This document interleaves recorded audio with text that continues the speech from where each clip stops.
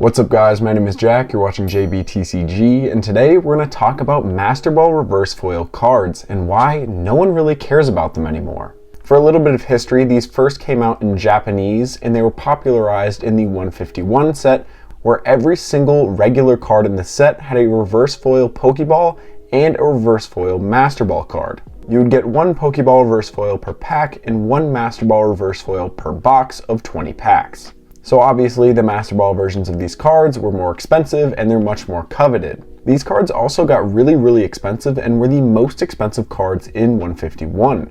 Pulling up the Pikachu Masterball reverse, we see that this card was $300 to $350 in July of 2023, and it kind of hovered in that $300 price range all the way until around February to March of 2024. And this is when the news that reprints for 151 came out. So obviously with that, we saw prices of these cards drop, but they never really recovered. With a lot of the special illustration rares and art rares from this set, they recovered in price, as well as the booster box. The booster box was down to around $60 per box.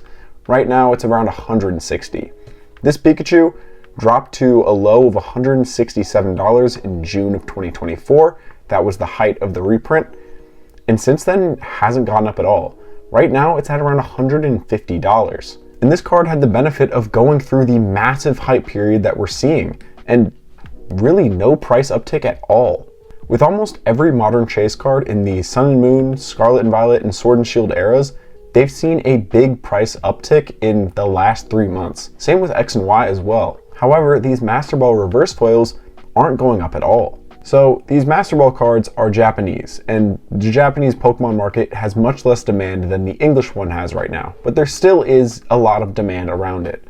So let's look at the first English introduction of the Masterball foil, and that comes with Prismatic Evolutions. These reverse foils were done extremely well. The texture that comes along with them and that one big Masterball right in the front, it's really nice. I really like how they did these, but when we look at their price graphs, we'll pull up the Umbreon here. It's a 70% drop since release. And obviously you can say right at the beginning it was overhyped. Most cards are overhyped right at the beginning. So even if we look the past 3 months, from February on, it went from a $300 card down to a $100 card nowadays. Pokemon fans and collectors clearly don't care about this card very much. And when we look at the Umbreon, the big Umbreon in the set, the special illustration rare, we can see that it's only dropped 15% in the past 6 months, or since its release. It went from around $1,500 to around $1,300. So it dropped, but that's kind of expected. When a card gets released, more and more product comes out, and we've seen a lot of reprints with the Prismatic Evolutions and restocks here and there. It's gonna go down in price. Now, eventually, do I think this will go back up in price? Probably. This is a really popular chase card, one of the most popular of all time. But with the Masterball foil of the exact same Pokemon, there is no indication that that thing will ever go back up. Now, to do our due diligence here, let's take a look at Sylveon, another really popular evolution card.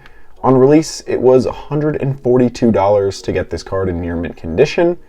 Right now, it's about a $50 card. So, another 60% drop here. And when we compare it to its special illustration rare, we only see a 12% drop. It went from around a $600 card to right around a $520 card right now.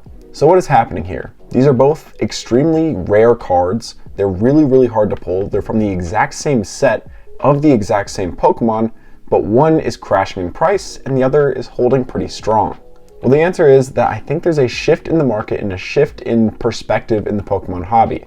People no longer like half art cards. And I also think this was the root of the issue in Nostalgianomics' video where he talked about staff promo cards not holding up in value.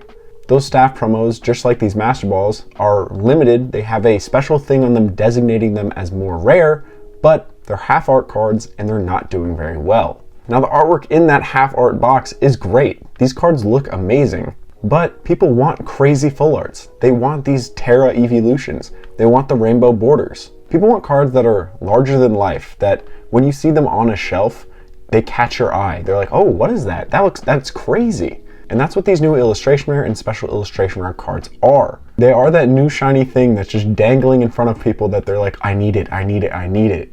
All the collectors in the Pokemon hobby are basically like children playing with a toy, and then their mom brings home a new one. They're like, oh, I don't care about this old toy anymore. There's a new one. So if you're thinking about investing in these Masterball cards or other half art style cards long term, I would definitely take a second look at them and maybe reevaluate, because it doesn't look like there's much demand going here. And now this could change down the line. There could be a massive resurgence of people that want Masterball foils, but the collectors in the current market just don't really care. Now, if you are a collector and you do care about these Masterball foils, this might be a great time to pick them up. It seems like people really just want to offload them. I mean, if you look at the Umbreon Masterball, there's 78 listings of them, and only how many sell a day?